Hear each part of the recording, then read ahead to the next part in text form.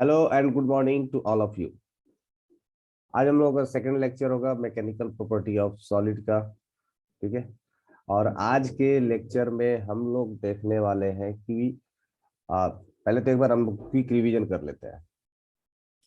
Previously जो पीछे वाले लेक्चर में था वहां पर हम लोगों ने देखा था कि किसी भी बॉडी के ऊपर अगर आप लोग फोर्स लगाते हो, एक्सटर्नल फोर्स लगाते हो, डिफॉर्मिंग फोर्स लगाते हो, तो it exhibits property, physical property, जिसको हम लोग कहते हैं मैकेनिकल प्रॉपर्टी, है ना। तो जब भी आप एक्सटर्नल लोड लगाते हैं, डिफॉर्मिंग फोर्स, ऐसा नहीं कि सब वो टूट ही जाए, डिफॉर्मिंग फोर्स लगाते हैं, नहीं टूट भी सकता है, कोई दिक्कत नहीं है, एक्सटर्नल फोर्स होना चाहिए, है ना। तो जब आप एक्सटर्नल फोर्स लगाते हो अगर वो अगर वो अपने अंदर एक फिजिकल प्रॉपर्टी डेवलप करता है, मतलब उसको रेजिस्ट करता है, तो उसी को हम लोग कहते हैं मैकेनिकल प्रॉपर्टी। अब मैकेनिकल प्रॉपर्टी सारे मटेरियल शो नहीं करते हैं, सारे मटेरियल एग्जिबिट नहीं करते हैं। मैकेनिकल प्रॉपर्टी बहुत बहुत सारे टाइप का होता है, जैसे कि स्ट्रेंथ हो गया, है ना, इलास्टिसिटी हो गया, प्लास्टिसिटी हो गया। तो कल हम लोगों ने इलास्टिसिटी एंड प्लास्टिसिटी के बारे में पढ़ लिया था। इलास्टिसिटी क्या होता है कि अगर किसी ऑब्जेक्ट के ऊपर आप लोड लगाते हो, आप उसको डिफॉर्म करने की कोशिश करते हो, लोड को हटाते ही अगर ऑब्जेक्ट ने अपने शेप को रीगेन कर लिया, if it's regain its shape after removal of deforming force, तब हम लोग इस प्रॉपर्टी को कहते हैं इलास्टिसिटी। और अगर अपने शेप को रीगेन नहीं कर पाया, तो उस प्रॉपर्टी को हम लोग कहते हैं प्लास्टिसिटी, है ना। प्लास्टिसिटी कहते हैं, प्लास्टिसिटी। प्लास्टिसिटी में लोड हटाने पर ऑब्जेक्ट अपने शेप को कंप्लीटली रीगेन, बोले तो अपने शेप को रीगेन नहीं कर पाता है, वो परमानेंटली डिफॉर्म हो जाता है। That is called as plasticity. फिर था एक एब्सोल्यूट, मतलब जो स्टैंडर्ड आप बोल सकते हो कि आइडियल इलास्टिक मटेरियल क्या होता है, तो वो था कि जो अपने शेप को कंप्लीटली रीगेन कर लेगा, उसको हम लोग बोलेंगे परफेक्टली इलास्टिक बॉडी। और जो जिसका कोई इंटेंशन ही नहीं होगा अपने शेप को रिटेन करने का, तो उसको हम लोग बोलेंगे परफेक्टली प्लास्टिक बॉडी, है ना। तो प्लास्टिक का मतलब ये कचकड़ा वाला नहीं है। प्लास्टिसिटी का मतलब है कि अपने शेप को रिगेन करता है या नहीं रिगेन करता। आज के क्लास में, आज के लेक्चर में हम लोगों को पढ़ना है कि जब हम लोग लोडिंग करते हैं, किसी भी ऑब्जेक्ट के ऊपर एक्सटर्नल फोर्स लगाते हैं, तो उसके अंदर एक रीस्टोरिंग फोर्स क्रिएट हो जाता है। रीस्टोरिंग फोर्स मतलब याद होगा कि हम लोग स्प्रिंग मॉडल में जाते जाते लास्ट लास्ट में हम लोग स्प्रिंग मॉडल पढ़ के गए थे कि अगर किसी ऑब्जेक्ट के ऊपर अगर आप फोर्स लगाते हैं, उसका शेप चेंज करने की कोशिश करते हैं, तो ये सारे ऑब्जेक्ट एक दूसरे के ऊपर फोर्स लगाने लगता है, रीस्टोरिंग फोर्स। रीस्टोरिंग मतलब अपने पोजीशन को रीगेन करने की कोशिश करने लगता है। उस रीस्टोरिंग फोर्स के वजह से इसके अंदर जो मैकेनिकल प्रॉपर्टी जनरेट होता है, जो स्ट्रेस जनरेट होता है, उसके बारे में, है ना। सो लोडिंग भी कई तरह से होता है। लोडिंग कई तरह से होता है। आप किसी ऑब्जेक्ट के ऊपर लोड कैसे कैसे लगा सकते हो, उसके वजह से क्या क्या मैकेनिकल प्रॉपर्टी डेवलप हो सकता है, आज उसके बारे में स्टडी करना है वन बाय वन। हमारे लिए सबसे जो मेजर पॉइंट होगा वो होगा stress. We will have to study about stress. So let's begin our today's topic. Start करते हैं। तो आज के पहला स्लाइड ये,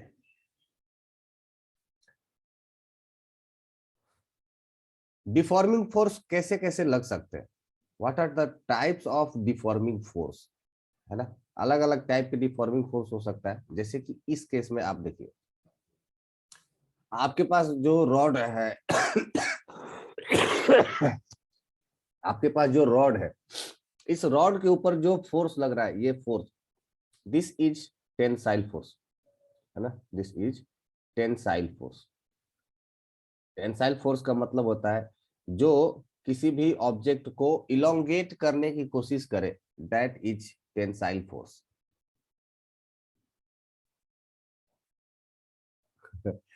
डायग्राम नहीं, डायग्राम बनाने की जरूरत नहीं है।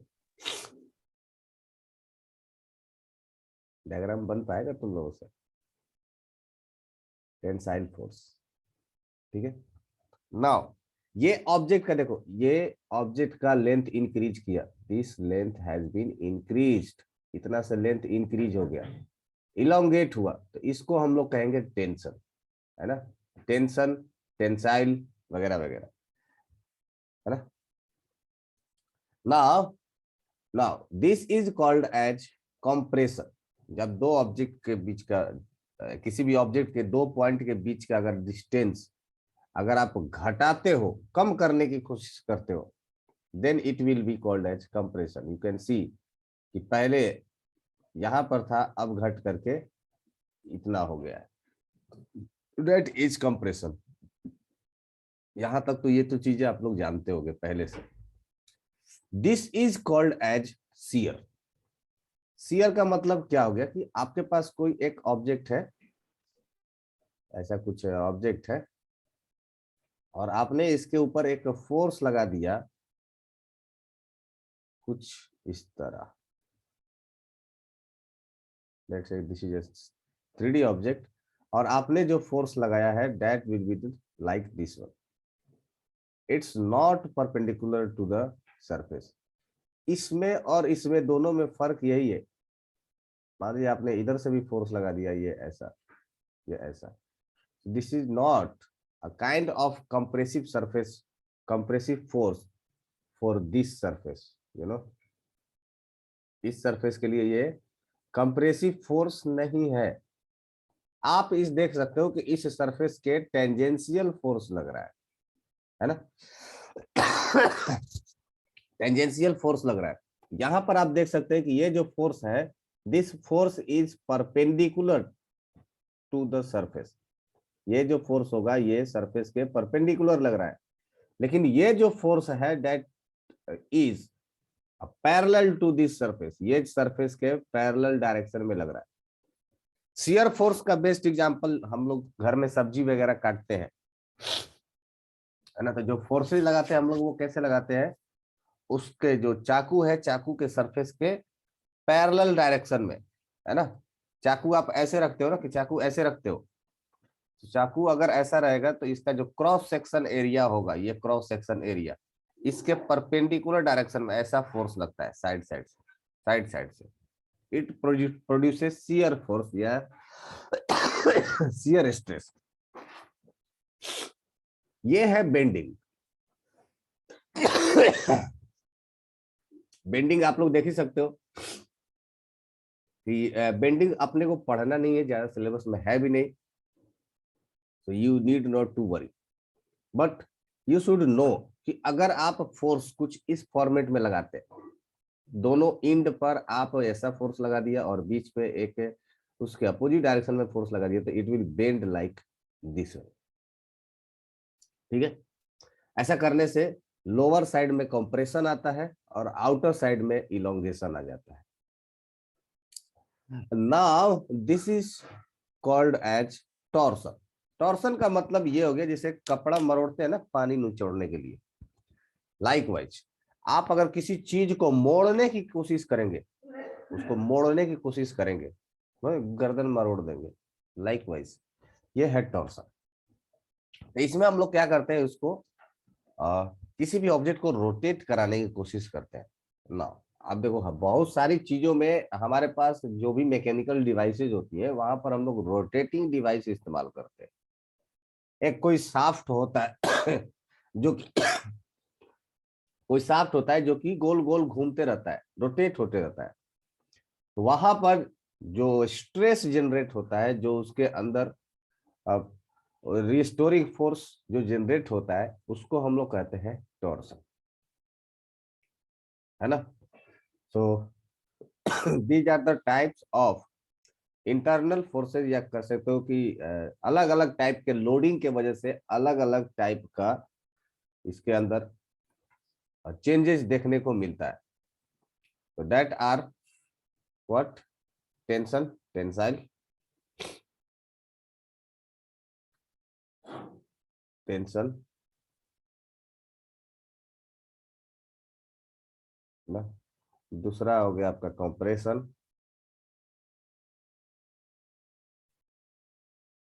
कंप्रेशन, तीसरा हो जाएगा शियर, चौथा बेंडिंग, एंड पांचवा इज कॉल्ड एज टॉर्सन।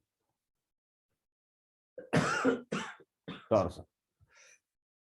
इतने सारे के तरह के फोर्सेस होते हैं, इतने सारे तरह के आपको इफेक्ट देखने को मिलता है। करेक्ट। नेक्स्ट पेज पर जाते हैं।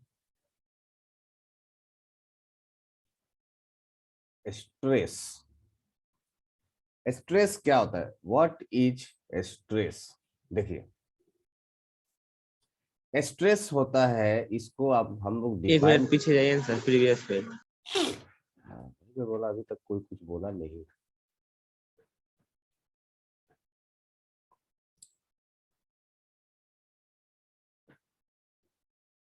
हो गया? हो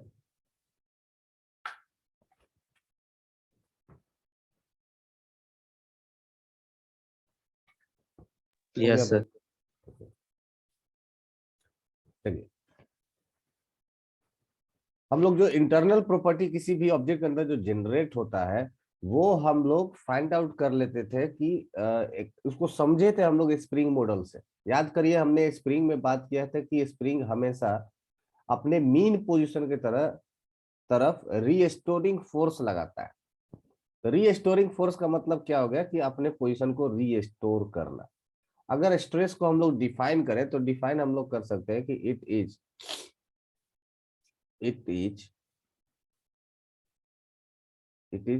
restoring force, restoring force per unit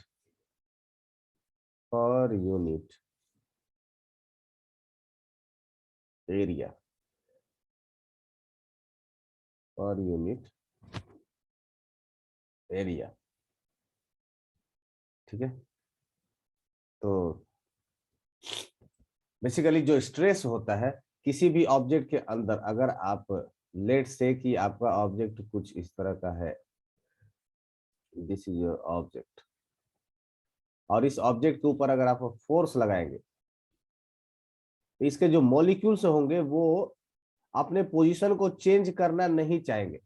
चाहे वो कुछ भी, मतलब कैसे भी आप चेंज कराना चाहे, अपने पोजीशन को वो चेंज कराना नहीं चाहेंगे, है ना।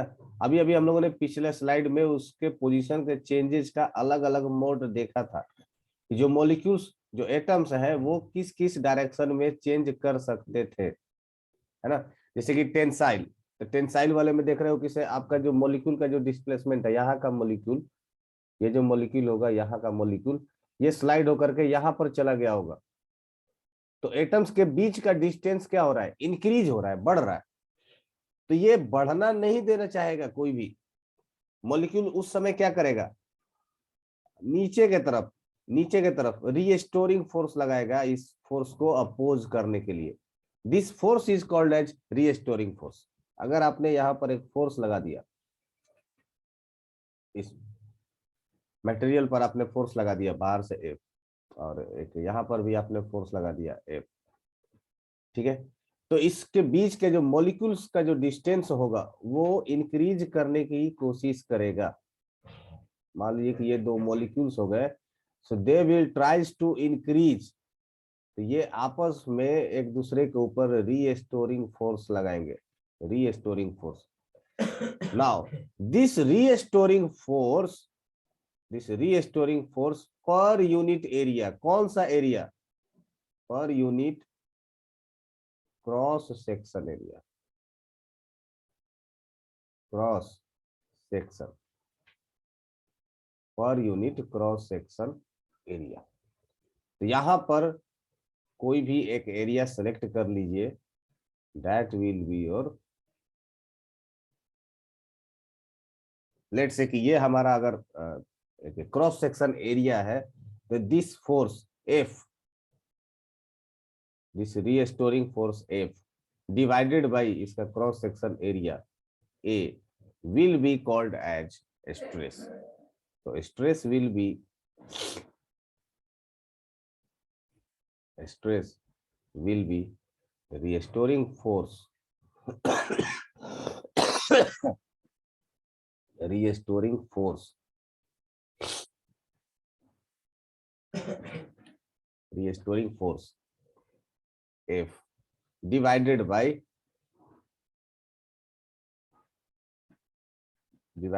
area is called stress। इसी को स्ट्रेस कहते हैं।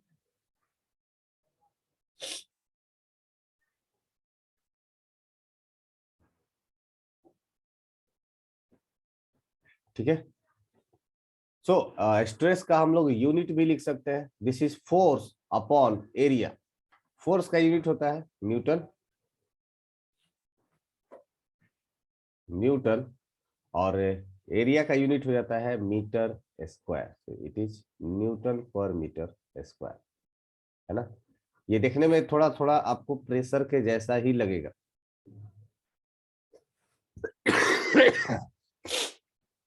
ये देखने में आपको प्रेशर के जैसा लगेगा, but it is not pressure.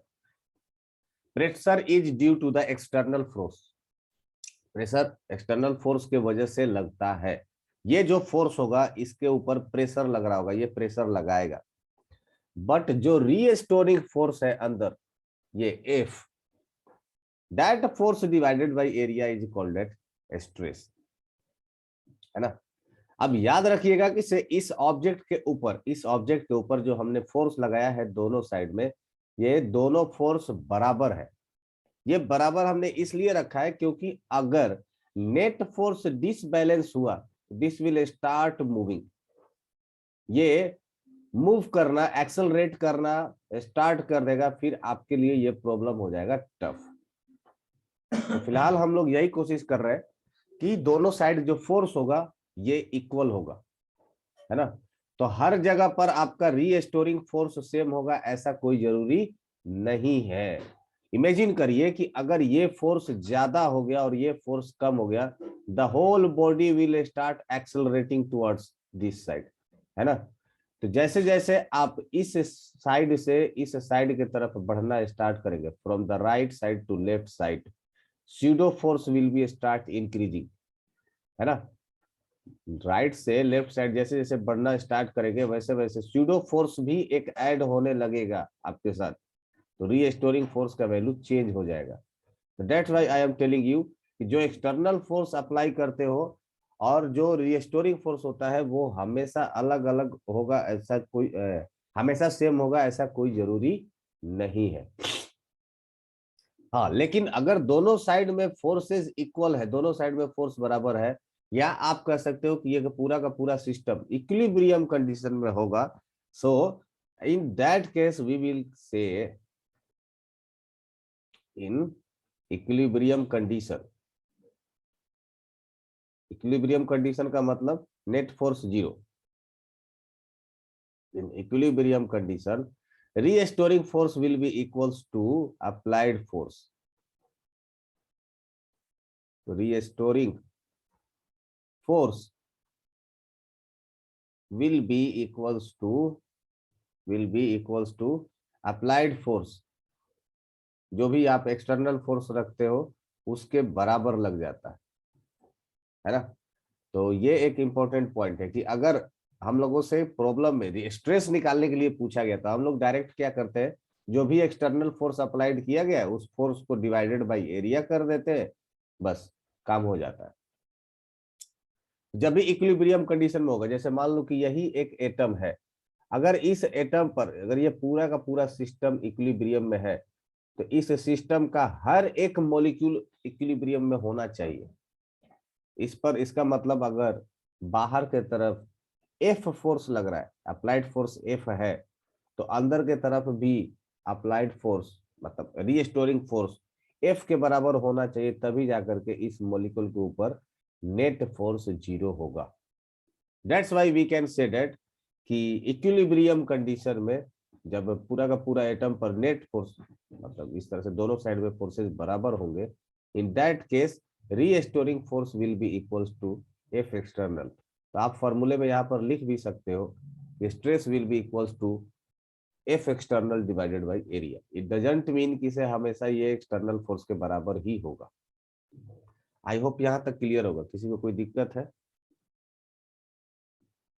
Anyone has issue, any problem? तकलीफ से गुजर रहा है कोई? नहीं, आगे बढ़ते हैं फिर।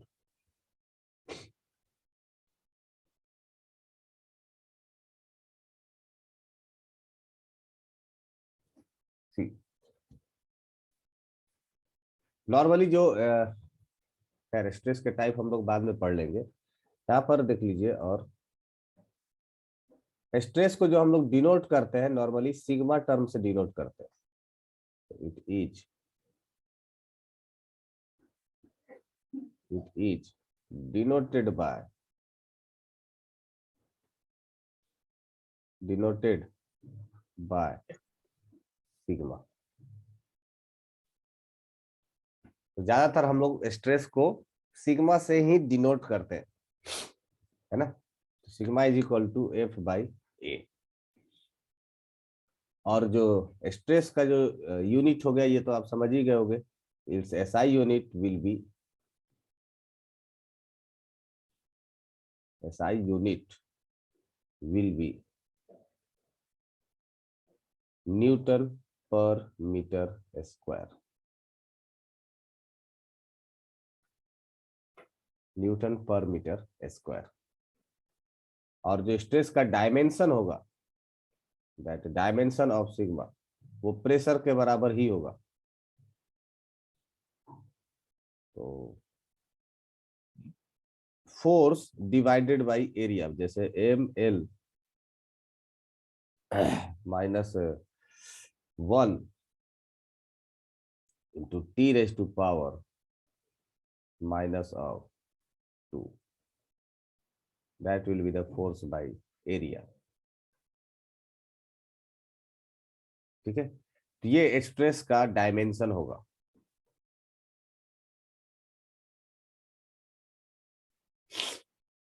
यहाँ तक किसी को कोई दिक्कत है तो बोल नो सकता है। Sir.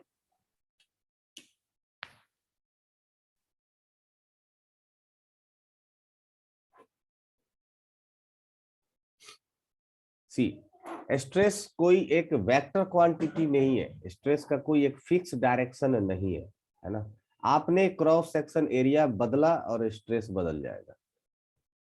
It is not a vector quantity, it is a scalar quantity.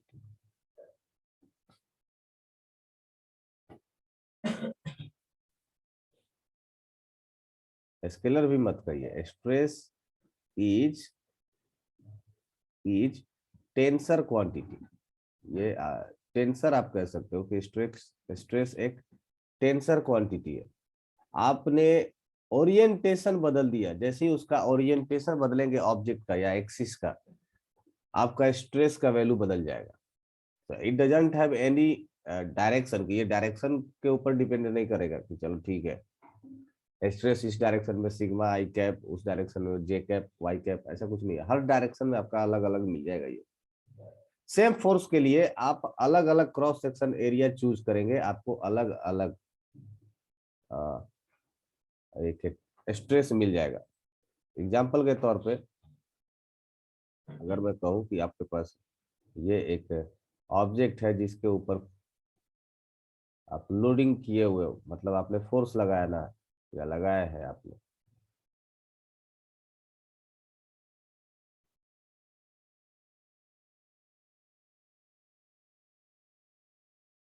ठीक है, आपने इस पर फोर्स लगा दिया इधर की तरफ लाइक वाइज, और इधर की तरफ एक फोर्स लगा दिया। अब इन दोनों फोर्सेज में आप अगर एरिया अलग अलग चूज करते हो, लेट से कि मैं एक एरिया चूज करता हूं कुछ इस तरह से,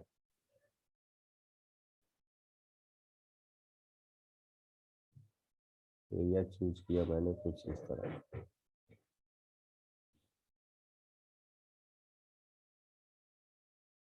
ये एक एरिया है, और मैंने ये एक प्लेन चूज किया कुछ इस तरह से,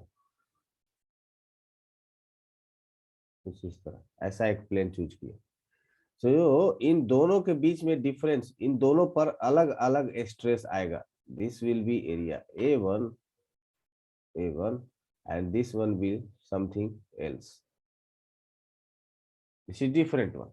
अगर ये फोर्स है F, ये फोर्स है F, ठीक है, तो इस फोर्स का ये जो एंगल है, ये जो एंगल है, मान लीजिए कि ये एंगल अगर थीटा बन रहा है, तो इस फोर्स का भी दो कंपोनेंट बन सकता है, एक perpendicular to the plane, perpendicular to the plane, and one will be along parallel to this plane, parallel to this plane. This is F perpendicular, this is F parallel. याद करिए, ये जो सरफेस के perpendicular लगता है, surface के जो perpendicular force लगता था, इसके कारण जो स्ट्रेस जनरेट होता है that is tensile and compressive. जबकि जबकि अगर पैरेलल टू द सरफेस लगता है तो ये जो प्रोड्यूस करता है दैट इज शियर फोर्स, ये जो प्रोड्यूस करता है शियर फोर्स। तो यहां पर जो फोर्स लग रहा है दैट फोर्स, इस फोर्स के वजह से दोनों आ गया, एक नॉर्मल डायरेक्शन में, मतलब आप कह सकते हो कि या तो टेंसाइल या तो कंप्रेसिव स्ट्रेस जनरेट हो गया, और इसी के वजह से देखो शियर फोर्स भी जनरेट हो गया। It is acting parallel to the surface, this is acting parallel to the surface C. तो ये आपको क्या करेगा, ये वाला पैरेलल फोर्स क्या करेगा, it tries to produce shear effect. I hope ये पॉइंट आप लोगों को क्लियर होगा। तो जो स्ट्रेस है, फोर्स आपका सेम हो गया, फोर्स का डायरेक्शन सेम है, अभी भी फोर्स तो एक एक्स डायरेक्शन में ही लग रहा है, आई कैप ही लग रहा होगा, लेकिन जैसे ही मैं यहाँ पर एरिया बदल दिया, मतलब ओरिएंटेशन बदल दिया, स्ट्रेस का वैल्यू आपका चेंज हो गया for the same value of force. जिस तरह से मोमेंट ऑफ इनर्शिया में याद होगा A1 बैच की, मोमेंट ऑफ इनर्शिया एक्सिस बदलते ही बदल जाता था, वैसे ही स्ट्रेस भी आपका डायरेक्शन ओरिएंटेशन ऑफ एरिया बदलते ही बदल जाता है।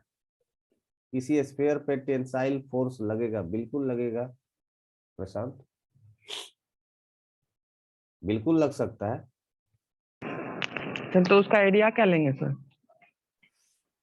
अब देखो स्फीयर के केस में जो होता है टेंसाइल फोर्स या वट एवर द सरफेस, वहां पर जो मोस्टली जो आपका लोडिंग होता है वो चारों तरफ से इक्वल होता है, वो वॉल्यूमेट्रिक स्ट्रेस वगैरह आता है। विल टॉक अबाउट दैट की टाइप ऑफ स्ट्रेस क्या क्या आएगा, है ना।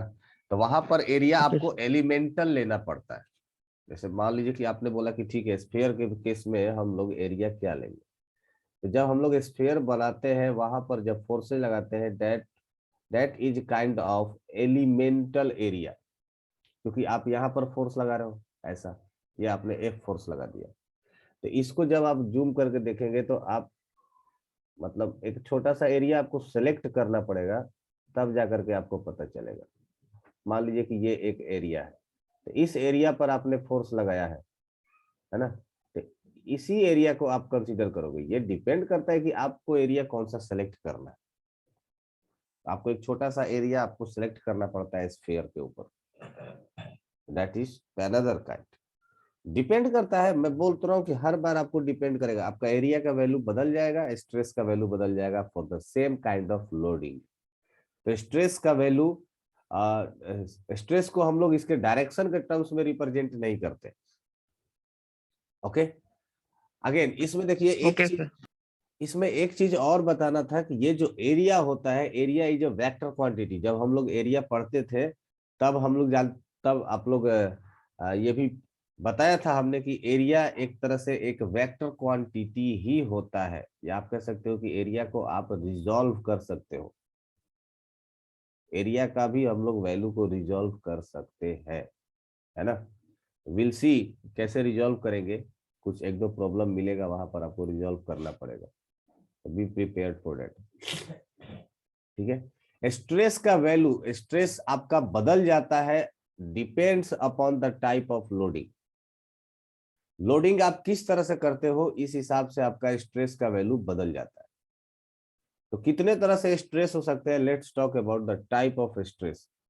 ये पेज हो गया ना, आगे बढ़े ना। सर टेंसर क्वांटिटी क्या होता है? टेंसर क्वांटिटी, वही तो भाई आदित्य मैं बता रहा हूँ, वेक्टर और टेंसर में इतना ही अंतर है कि इसे वेक्टर क्वांटिटी एक डायरेक्शन में फिक्स हो जाता है ना। फोर्स 10 न्यूटन का फोर्स एक्स डायरेक्शन में लग रहा है, इसका मतलब एक्स डायरेक्शन में 10 न्यूटन का फोर्स लग रहा है। लेकिन टेंसर क्वांटिटी वो होता है जो एक ही ऑब्जेक्ट के अंदर सारे सेम सिमिलर कंडीशन के अंदर अगर आपने सिर्फ और सिर्फ उसका एक्सिस बदल दिया, वो एक्सिस पर डिपेंड करता है, सिंपल इतना ही बात समझ लीजिए। टेंसर क्वांटिटी एक्सिस चेंज होते ही क्वांटिटी बदल जाता है, that are called as tensor quantity.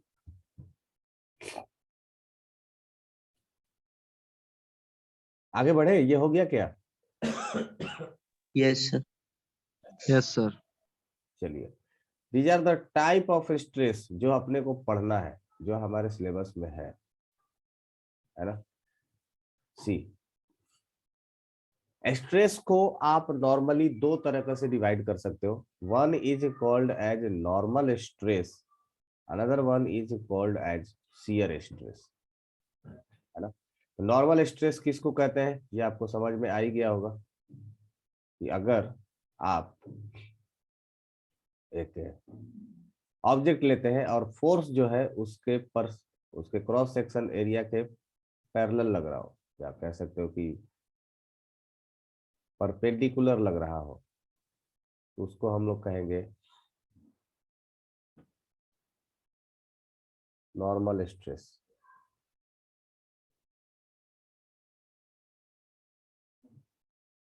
This structure is like this one. मान लीजिए कि आपके पास एक रेक्टेंगुलर शेप का या रेक्टेंगुलर क्रॉस सेक्शन एरिया का, अच्छा जरूरी नहीं हमेशा कि रेक्टेंगुलर क्रॉस सेक्शन एरिया ही आपको मिले, हो सकता है कि सर्कुलर क्रॉस सेक्शन एरिया मिल जाए, किसी भी शेप का हो सकता है। तो क्रॉस सेक्शन एरिया आप जानते हो ना, ये current and electricity class 10th में पढ़ा होगा। The amount of charge flowing through a cross section area in a unit time is called as current. तो क्रॉस सेक्शन एरिया किसको बोलते हैं, this perpendicular surface is called as cross section area. इसका cross section area rectangular shape का है। अगर इस पर फोर्स लग रहा होगा perpendicular to its cross section, ये रहा क्रॉस सेक्शन और इसका परपेंडिकुलर डायरेक्शन ये रहा, ठीक है। ये क्रॉस सेक्शन, इसका एरिया भी ड्रॉ कर लेते हैं। This is cross section area, this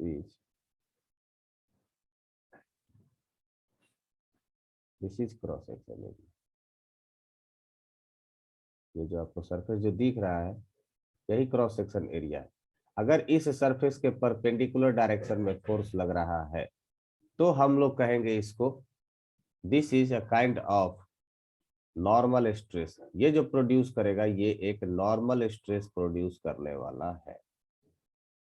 if the loading is perpendicular to cross section area, the stress produced will be normal stress. ठीक है। दूसरा चीज में क्या हो गया कि अगर जो फोर्स होगा, if it acts parallel to the surface area, अगर ये फोर्स पैरेलल लगेगा, जैसे इस सरफेस के पैरेलल क्या होगा, ये वाला, ऐसा कुछ फोर्स लगेगा, this will be the parallel force like this one, ऐसा कुछ फोर्स लग गया। जैसा कि आप देख रहे हो यहां पर, जो आप देख रहे हो that is called as shear stress.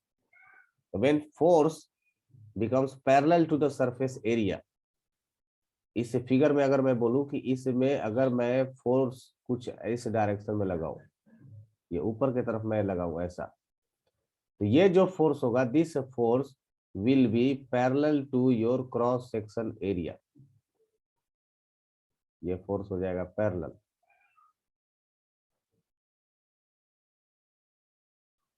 Parallel, और ये फोर्स हो जाएगा परपेंडिकुलर। तो ये जो जनरेट करेगा that will generate normal stress, normal stress. और ये जो फोर्स होगा ये जनरेट करेगा shear stress, shear stress. Will see कि बारी बारी से इन सारे टॉपिक्स को बारी बारी से देखेंगे।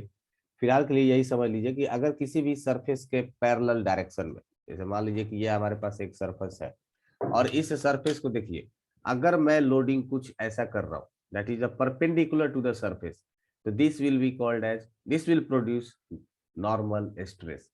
लेकिन अगर मैं फोर्स ऐसा लगा रहा हूं, है ना, जैसे फ्रिक्शन फोर्स, अगर आप लोगों को याद होगा, friction force always acts tangential to the surface. तो फ्रिक्शन फोर्स हमेशा क्या प्रोड्यूस करेगा, that will always try to produce shear stress. Okay, या चलिए, नॉर्मल स्ट्रेस को अगेन दो पार्ट में डिवाइड किया गया।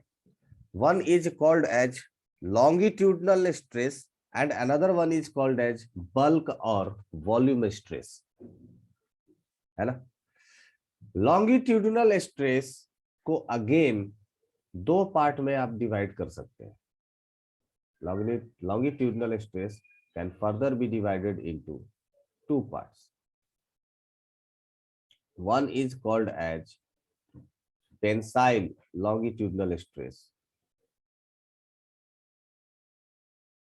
and another one is called as compressive longitudinal stress, या आप सिंपली डायरेक्ट लिखिए इतना ही, टेंसाइल स्ट्रेस,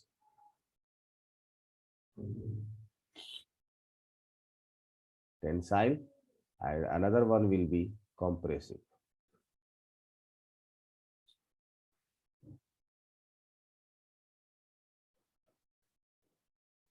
ठीक है।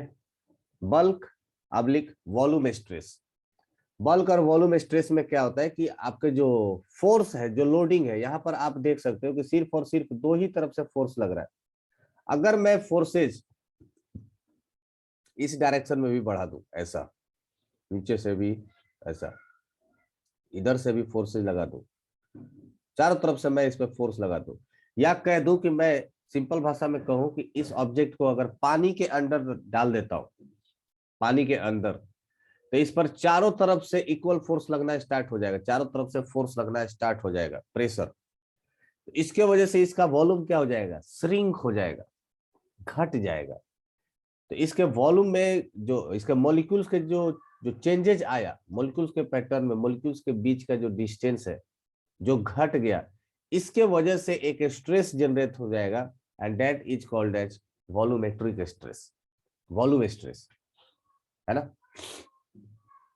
तो ये जो वॉल्यूम स्ट्रेस है, जो बल्क स्ट्रेस है, ये हम लोग ज्यादातर फ्लूइड के केस में ही देखेंगे। सॉलिड के केस में हम लोग को ज्यादा नहीं जानना है, मतलब आपको 3D लोडिंग के बारे में पढ़ना नहीं है, ये इंजीनियरिंग में पढ़ा जाता है सॉलिड में। But we will here we will discuss about fluid. Fluid के बारे में हम लोग डिस्कशन करेंगे, गैस के अंदर या लिक्विड के अंदर। हमारे सिलेबस में ये फ्लूइड के लिए हम लोग बल्क या वॉल्यूम स्ट्रेस पढ़ेंगे। आई होप ये क्लियर होगा सबको। देखिए, इसमें भी जो फोर्सेज लगता है, इसमें जो लोडिंग है, ये भी परपेंडिकुलर टू द सरफेस ही है, तो एक तरह से ये भी नॉर्मल स्ट्रेस के अंदर ही चला आता है। आगे बढ़े, थोड़ा लिख ले। छापो, टेंसाइल स्ट्रेस का फिगर भी बना ही लियो।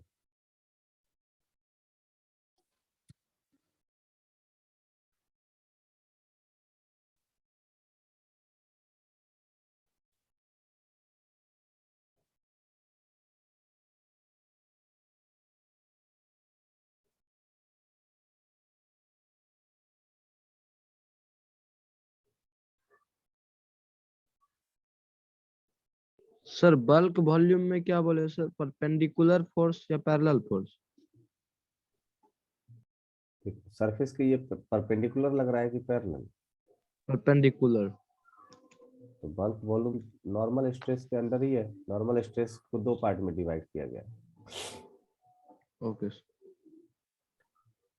टेंसाइल फोर्स में जो ऑब्जेक्ट को इलोंगेट करने की कोशिश किया जाता है, this is called as tensile stress. This will produce tensile stress.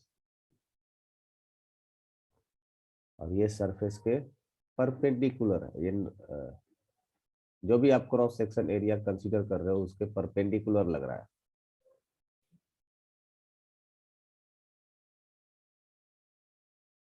ठीक है। सिमिलरली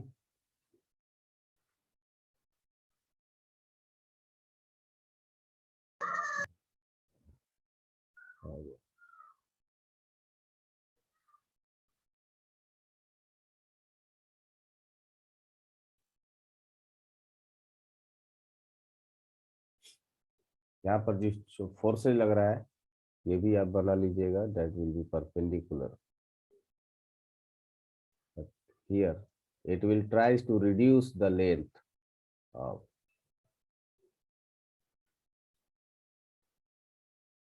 compressive, और ये भी सरफेस के परपेंडिकुलर लग रहा है।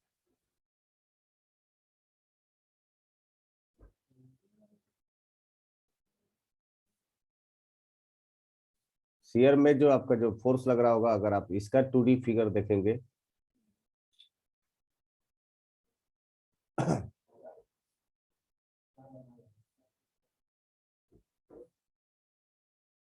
यहाँ पर जो शियर में जो फोर्सेज लगता है वो फोर्स का डायरेक्शन कुछ ऐसा लग जाएगा।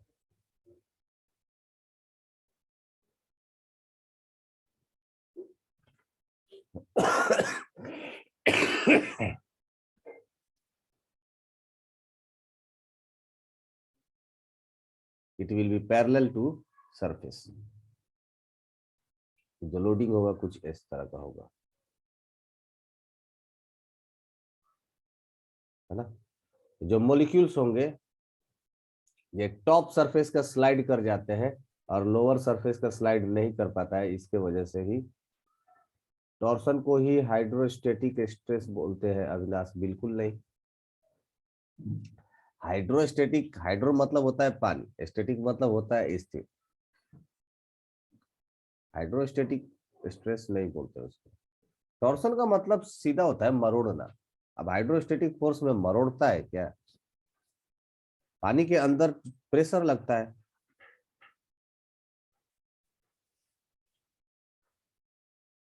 ये हो गया भाई। Yes sir. Yes sir. हाँ तो यस सॉल्व सॉल्व कर लिख करके आराम से ऐसे बैठे रहो। तुम भी बैठे रहो, हम भी बैठे रहते हैं। आप नालायक फोटो कहीं। बना रहे थे तो आज तो तुम लोग लिख रहे हो तो हम चुपचाप बैठ के करेंगे क्या? पुस्तक में छाप करते लिए रहते सर। हैं। छाप लिए तो बताया करो कि हाँ छाप लिए। चलिए, longitudinal stress. Longitudinal is a branch of normal stress. Normal stress को नॉर्मली दो पार्ट में डिवाइड किया गया था। One was the volumetric and second one is longitudinal stress. Longitudinal stress को अगेन दो पार्ट में डिवाइड कर सकते हैं। तो हम लोग यहाँ पर पहले तो इन भाई साहब को डिफाइन कर लेते हैं कि ये है क्या, what is longitudinal stress. Longitudinal stress का मतलब हो गया कि दिस इज, ये एक नॉर्मल स्ट्रेस के ब्रांच में ही आ जाता है। तो इसका डिफिनीशन हो जाएगा, it is restoring force, restoring restoring force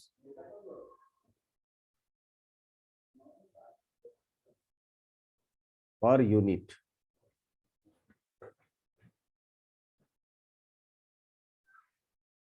per unit,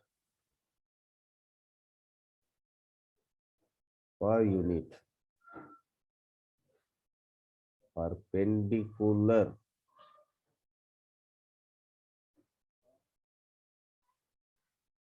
perpendicular cross section area, cross section area.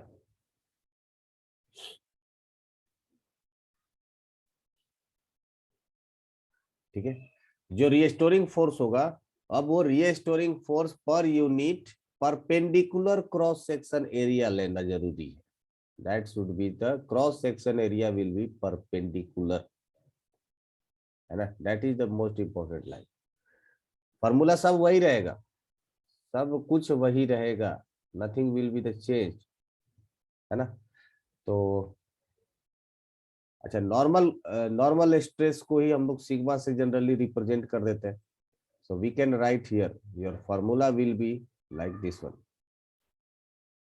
The longitudinal stress sigma will be equals to, आप क्रॉस सेक्शन एरिया परपेंडिकुलर कह लीजिए या किसी भी क्रॉस सेक्शन एरिया के perpendicular force कह लीजिए, बात एक ही हो गई, है ना। So we can write it as a F perpendicular या एफ नॉर्मल, जो कहना है कह लीजिए, divided by area, divided by area. This will be the stress, longitudinal stress.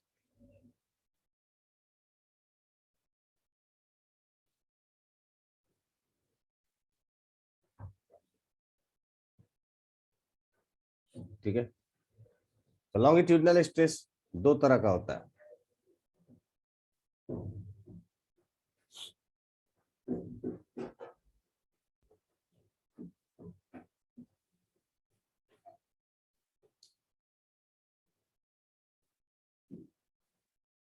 तो longitudinal stress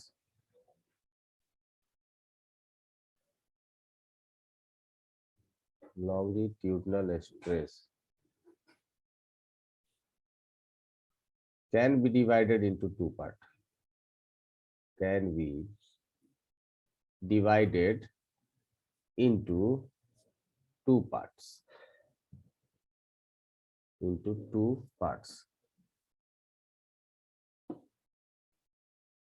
two parts.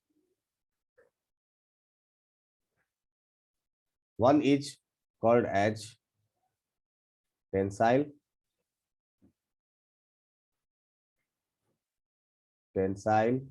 longitudinal stress,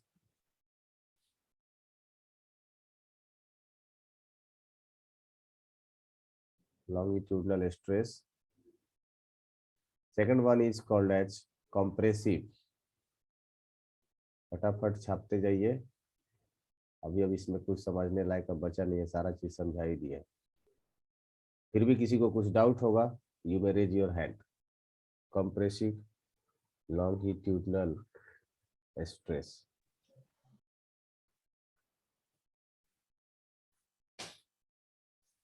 tensile किसको बोलते हैं?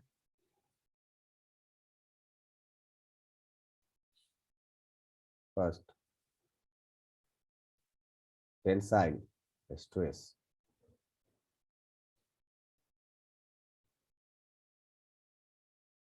Tensile stress.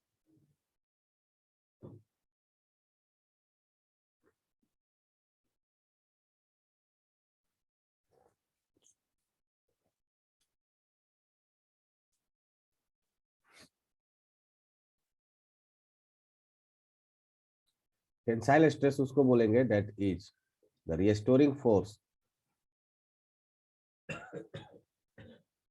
restoring force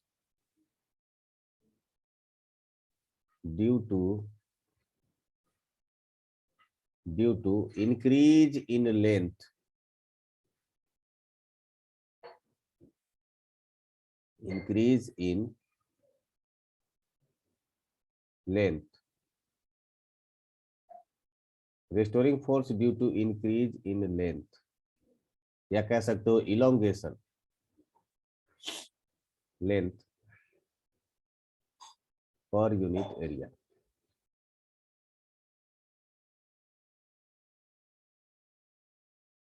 है ना।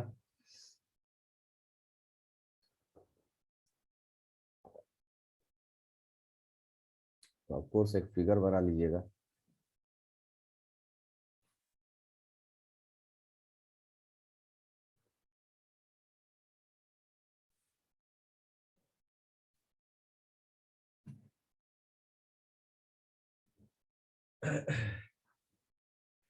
इस पर जो फोर्स लगेगा that will be in outward direction, this force will be like this one.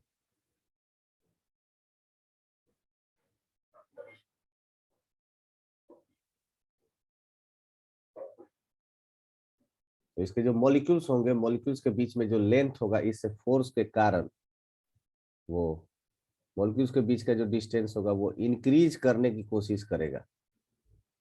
That length will tries to increase.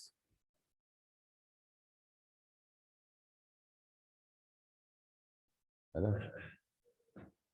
ये जो लेंथ होगा ये इंक्रीज करने की कोशिश करेगा। इसके वजह से एक रीस्टोरिंग फोर्स लगेगा टुवर्ड्स, मतलब अंदर के तरफ।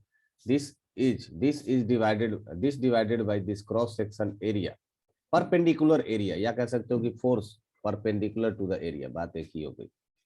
That will be called as tensile stress.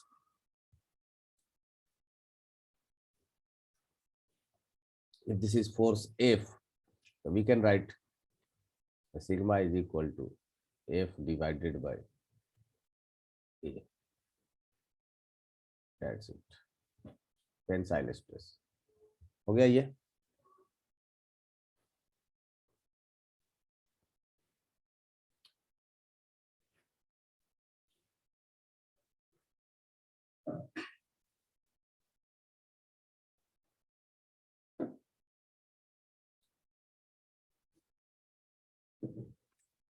Tensile stress हो गया। Okay, done. नेक्स्ट आ जाते हैं कंप्रेसिव स्ट्रेस। एक मिनट रुकिए सर। हाँ बोलो।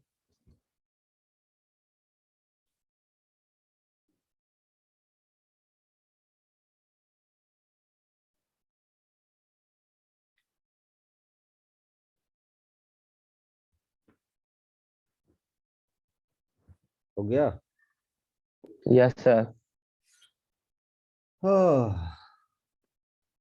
टेंसाइल स्ट्रेस के बाद जो सेकंड आएगा that will be your compressive stress. So this is compressive stress. Of course जो आपका डेफिनेशन होगा वो कुछ टेंसाइल स्ट्रेस से ही मिलता जुलता होगा, और वो क्या होगा, that restoring force due to decrease in length. You can define it as restoring force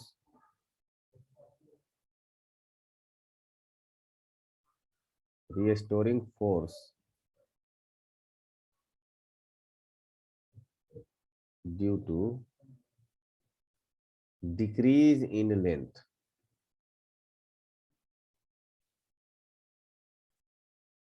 Decrease in length per unit area. Per unit area.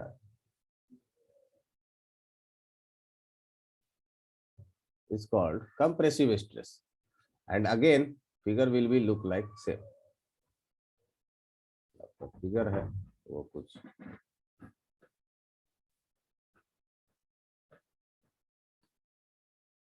यहाँ पर जो कंप्रेसिव जो लोडिंग होगा वो इसके लेंथ को रिड्यूस करने की कोशिश करेगा। This force divided by per unit area, that will be called as compressive stress. Let's say कि जो लोडिंग है एक्सटर्नल लोडिंग वो है F। अजी अमन कुछ बोलना है क्या? And this area is A. So again we can say that the compressive stress will be equals to F upon A.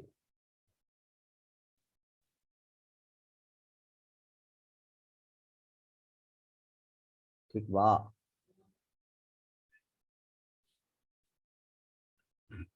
किसी को तकलीफ परेशानी?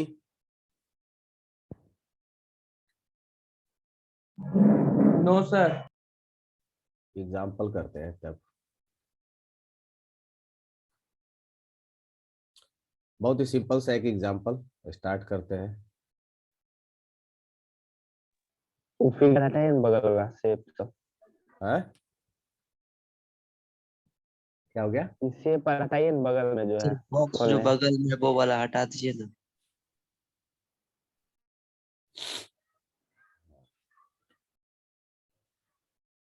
एग्जांपल है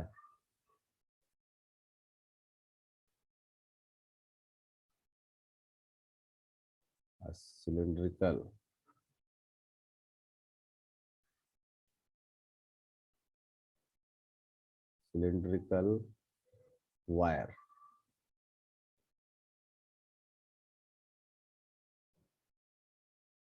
cylindrical wire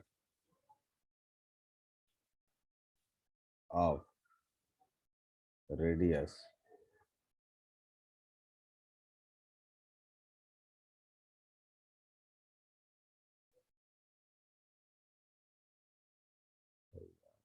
square of radius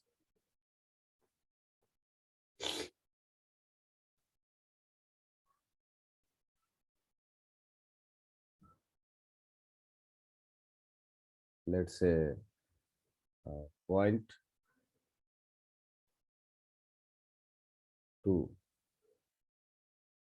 नहीं 2 mm of radius 2 mm 2 mm is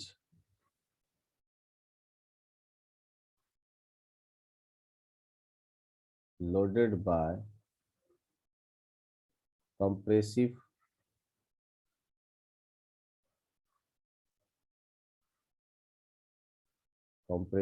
force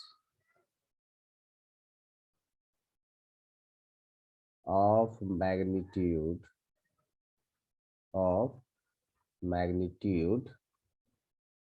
100 Newton. Find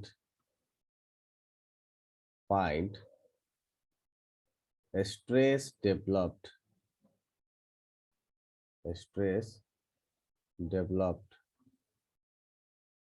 in wire.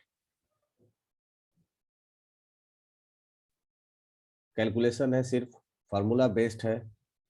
फटाफट से बताइए answer क्या आएगा।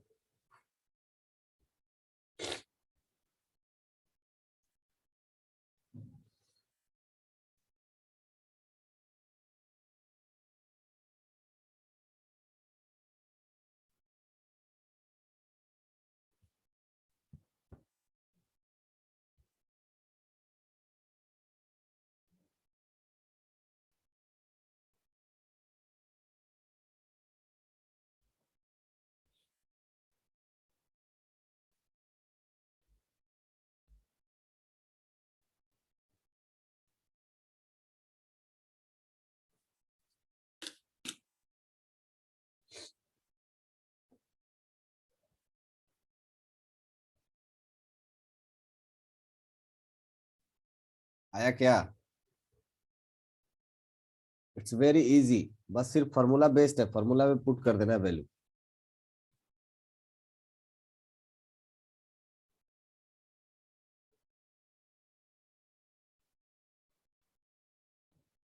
One by two sir. Aman Aryan का आया 0.05, अमन का आया 6.42, 10⁻⁻6। एक्सेलरेशन जी लेंगे, इसका एक्सेलरेशन कहाँ से आ गया? 0.5 बनाएगा। पता नहीं। It will be like cylindrical wire ऐसा है।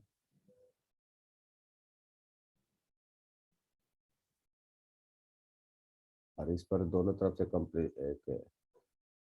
कंप्रेसिव फोर्स लग गया। सॉरी ऐसा नहीं, ऐसा लगेगा। ये कंप्रेसिव फोर्स लगा दिया। कंप्रेसिव फोर्स का वैल्यू है 100 न्यूटन। तो दोनों तरफ इक्वल फोर्स लगेगा, ठीक है। और इसके वजह से ओके, माना कोई 0.05 आदित्य का भी आ गया। नाउ ये जो क्रॉस सेक्शन एरिया है, इसका जो रेडियस है आपको दिया गया है that radius is equal to point नहीं 2 mm, रेडियस दिया गया है 2 mm। इस रेडियस से हम लोग एरिया निकाल सकते हैं। ओके, सो जो सिग्मा का वैल्यू होगा that sigma will be equals to force upon area. Force का वैल्यू तो दिया गया है 100 न्यूटन, दैट इज 100। एरिया कितना हो जाएगा pi into r square, that will be equals to 100 divided by pi का वैल्यू हो जाएगा 22/7, चलो 7 लेके गए ऊपर, और जो आर होगा आर, ये mm में दिया हुआ है, इसका मतलब मैं लिख सकता हूं इसको 2 इंटू 10⁻⁴, mm को मीटर में बदलेंगे तो कितना हो जाएगा -3 का square, so that will become 700 divided by 22 into 2 का स्क्वायर 4 into 10⁻⁻। तो इसको सॉल्व करने के बाद ये कितना आएगा ये आप लोग देख लीजिए, 700 divided by 88, 700 divided by 88 into 10⁻⁶ Newton per metre square. Sir 7.95 into 10 to the power। इतना 7 पॉइंट आ रहा है क्या? सर हम 7.95। हाँ, जो भी है, यस सर भेजे हुए हैं देखो। Yes, that value will be equals to, जो सिग्मा का वैल्यू आ गया यहाँ से, दैट सिग्मा आंसर करेक्ट होगा, sigma is equal to 7.95 into 10⁶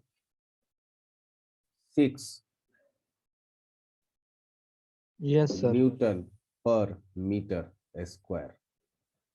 अच्छा, 1 न्यूटन पर मीटर स्क्वायर को 1 पास्कल भी कहा जाता है ना, यू नो दैट। सर वो प्रेशर, तो ये प्रेशर में तो चलो ठीक है, 1 न्यूटन पर मीटर स्क्वायर, चाहे वो प्रेशर में रहे चाहे इसमें रहे, वो तो वैल्यू तो वही होगा ना, न्यूटन पर मीटर स्क्वायर। अब 1 लीटर पानी के लिए 1 मीटर क्यूब होता है, तो दूध के लिए नहीं होगा, मतलब लीटर से है, मतलब दूध से नहीं है। तो आप इसको पास्कल भी लिख सकते हो, योर आंसर विल बी 7.95। 10⁻⁶ को मेगा लिख सकते हैं, this will B mega pascal, MPa। ज्यादातर जो आपको कैटलॉग जो देखने को मिलता है ना, कभी दुकान वगैरह पर जाइएगा, रॉड वगैरह खरीदने के लिए, घर बनता है तो छड़ उड़ खरीदने जाते हैं ना, उसमें जो कैटलॉग मिलेगा उसमें आपको उसका स्ट्रेस देखने को मिल जाएगा, और जो यूनिट जो इस्तेमाल किया जाता है दैट इज MPa या GPa, गीगा पास्कल या मेगा पास्कल, MPa के टर्म्स में। इसका मतलब इतना स्ट्रेस जनरेट कर रहा होगा, 7.95 MPa का मतलब हो गया लगभग 8 मेगा पास्कल का स्ट्रेस जनरेट कर रहा है या वगैरह। आई होप ये वाला एग्जांपल क्लियर होगा। ये एग्जांपल करके दिखाइए फिर नेक्स्ट, ये वाला करिए example. A and B are 2 wires, A और B 2 वायर है, the radius of A is twice the radius of B, they are stressed by same load, then the stress on B is, जो B के ऊपर stress है वो A के बराबर होगा, A से 4 गुना होगा, A के 2 गुना होगा, या A से आधा होगा। Do it quick.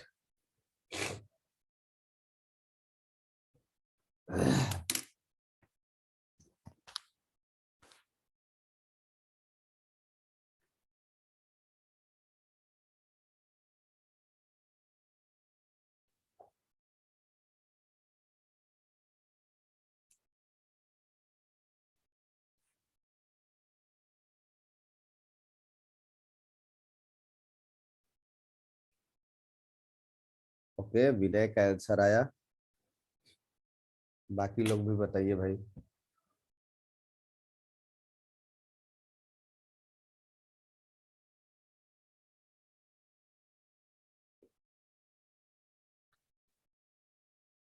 अभी किस खुशी में गाना बज रहा है?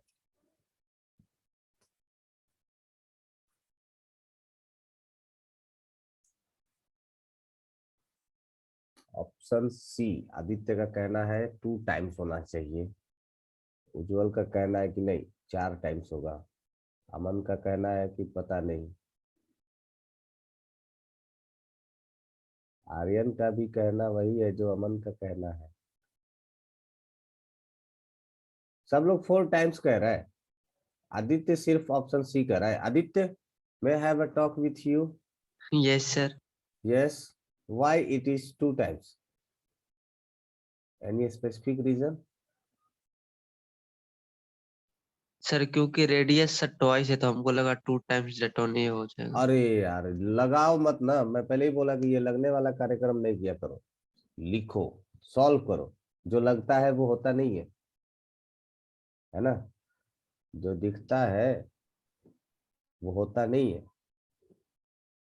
सो हमारे पास 2 रॉड है।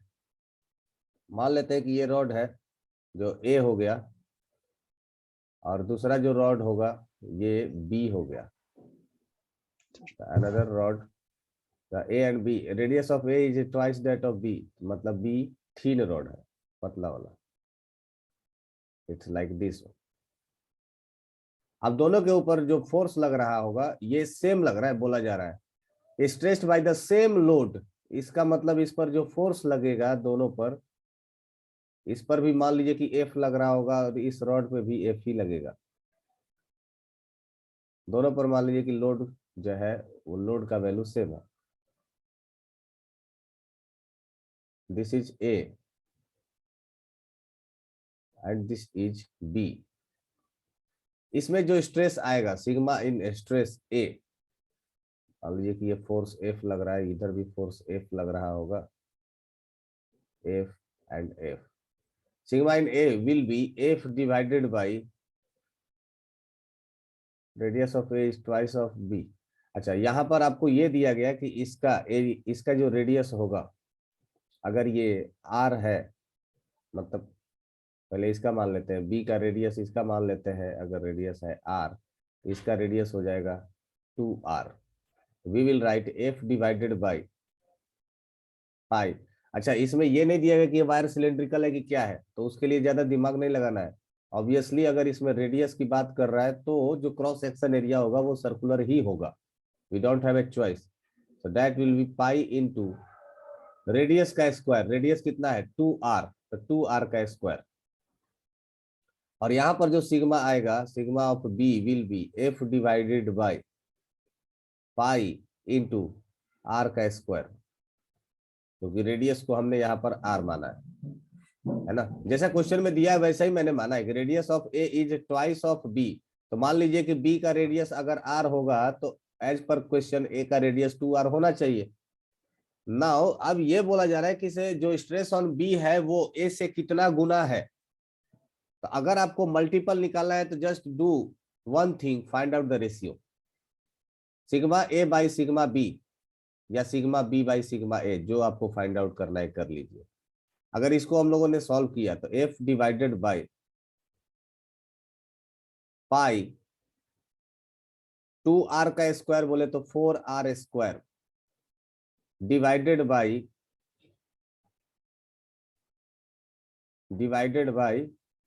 एफ डिवाइडेड बाई ये हो जाएगा कितना, पाई आर स्क्वायर। ठीक है, सो जब इसको सॉल्व करिएगा एफ से एफ कट जाएगा, ये कट गया, तो आपके पास क्या बच जाएगा 1/4, 1/4। तो क्रॉस मल्टीप्लाई कर दीजिए, यहां से जो इक्वेशन बन के तैयार हुआ that will be the 4 times sigma into A will be equals to sigma B. That is the stress in B is 4 times the stress in A. ठीक है, राबिन, हवा में सॉल्व मत Yes, sir. करो। सर हमको हम आधा ले लिए थे ना इसलिए अरे वाह। हमको आधा।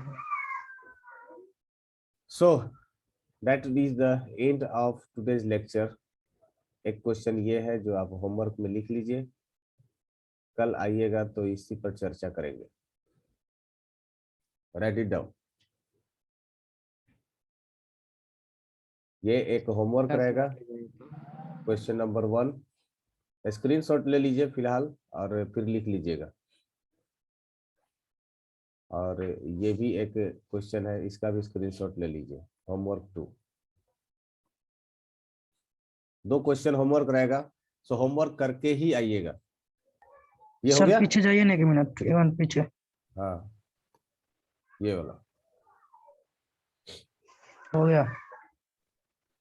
सबका हो गया ना? ये दोनों question. Yes sir. Yes sir. Yes sir. तो ये होता है आपका नॉर्मल स्ट्रेस इंड। ये 2 क्वेश्चन सॉल्व करके आइएगा। अगले क्लास में हम लोग मिलेंगे with shear stress. Bye bye.